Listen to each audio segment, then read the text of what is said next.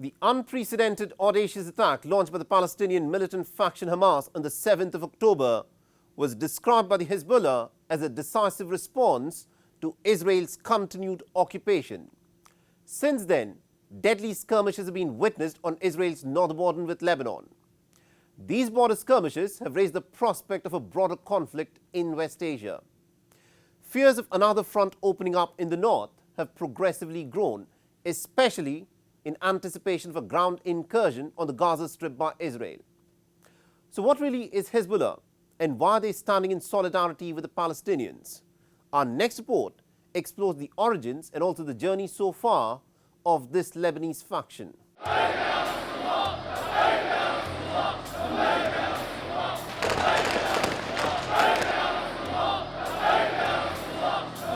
Hezbollah or Hizb Allah is an Arabic term that translates to Party of Allah or Party of God.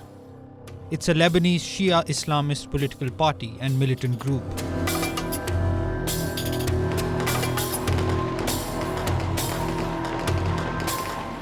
Formed in 1982 after Israel's invasion of Lebanon, it emerged from the armed groups formed by Iran's Islamic Revolutionary Guard Corps. Even the name Hezbollah, adopted from the outfit, was chosen by the leader of the 1979 Iranian Revolution, Ayatollah Khomeini. Since 1992, the group has been led by its Secretary General, Hassan Nasrallah. In 2021, Nasrallah claimed that Hezbollah had 100,000 trained fighters.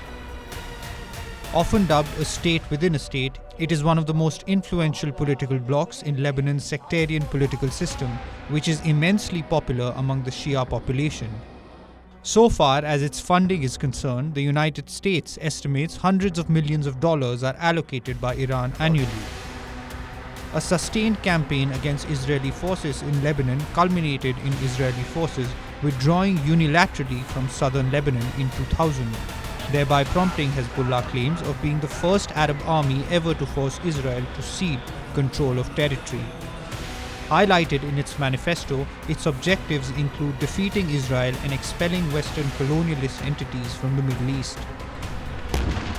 Israel continues to occupy Syria's Golan Heights and Palestinian territories captured in the six-day 1967 Arab-Israeli War.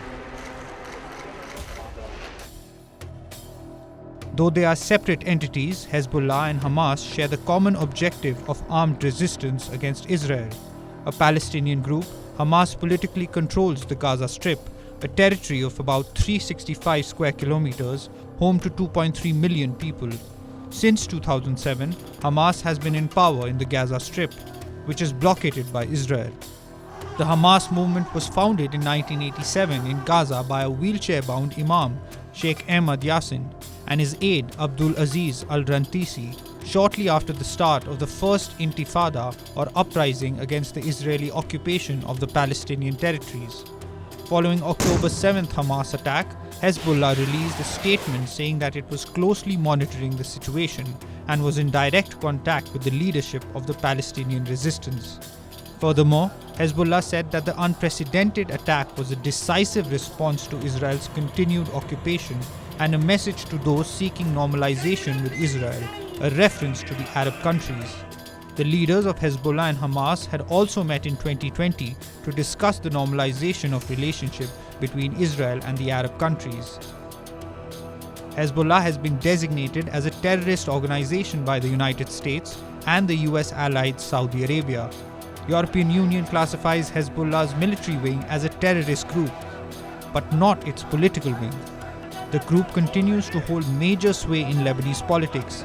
Since October 7th, Hezbollah has traded cross-border fire with Israel numerous times, but stopped short of infiltrating deeper. How potent will be the threat posed by Hezbollah if it enters the Israel-Hamas war in a full-fledged manner? Well, given the fact that Hezbollah is much closer to a regular army, boasting a considerable rocket arsenal and even tanks, than merely a terror organization, the challenges posed by it will be far more potent.